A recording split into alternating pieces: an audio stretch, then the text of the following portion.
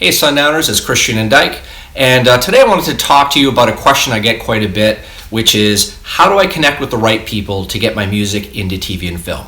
And to a lot of you out there, it must feel like this sort of impossible task to get a hold of the person who's actually going to be able to put it into TV and film for you. And I know that a lot of times they seem inaccessible and people just don't know where to start in order to do that. And the second thing is a lot of people feel that a lot of the industry out there, the licensing industry, is very opaque and it's very sort of closed.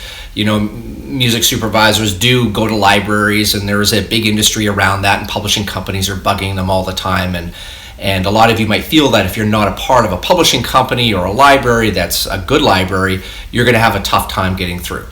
Well, I was just at a conference last week, and it was basically just a shindig of a bunch of industry people that are in licensing. We all got together, and I was hanging out with one person in particular, and he's actually a top dog over at one of the TV networks. So he's so high up that he actually runs the supervisors. So he supervises music supervisors, and every once in a while he'll do a show as well, but his main job is to make sure everything's running well over there. And he actually places, he'll make recommendations on bands and music from time to time. And his big thing is, when he's not working hard in Los Angeles, is he's flying around the world to conferences and festivals and so on, and he's actually checking out independent music. And he gets a great joy out of placing independent artists. He was just telling me that he got back from a conference up in St. John, New Brunswick, and he actually got a band, and he's going to be putting them into a show. And his eyes lit up when he said, it's going to be great. They're going to get music sales from that, and they're such a good band, and they're trying really hard, and so on. So, I just wanted to let you know that there are people at the very high end in licensing who look for music from artists like yourselves. And there's a couple of reasons they like to do that. For one, what I just described is that a lot of them, really got into this for music. I mean, they started off either as musicians or just as music lovers, and they love to see bands that are trying, or bands they admire, and especially if they're independent bands really trying to make it, they love to see them succeed.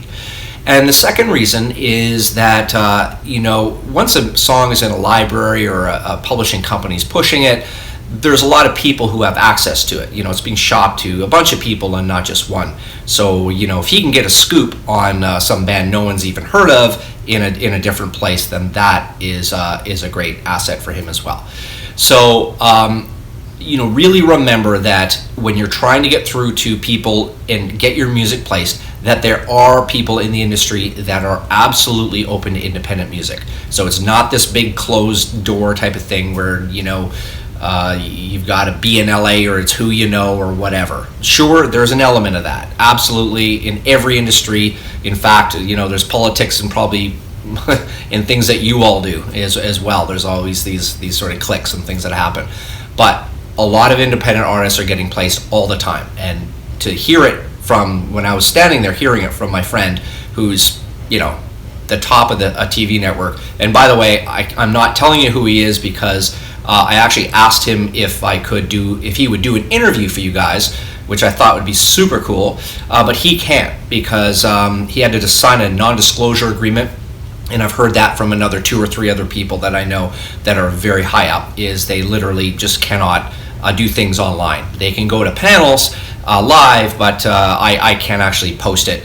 I guess the network feels I'm somehow making money off of their back or something like that, but it's a thing that I just couldn't do.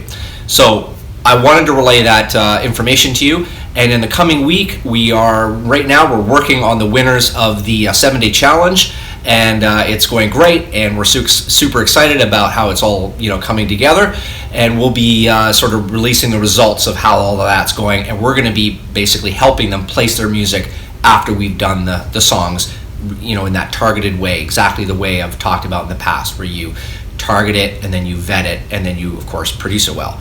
So you make sure you've got all those 3 components going for you, and then we're going to be really pushing their songs, and then we're going to be telling you all about how we've done with that. So until next week, keep writing, keep putting your stuff out there. Remember, be a squeaky wheel. You're not going to turn people off as long as you have great music and you're polite and politely persistent. Remember that. All right, happy recording.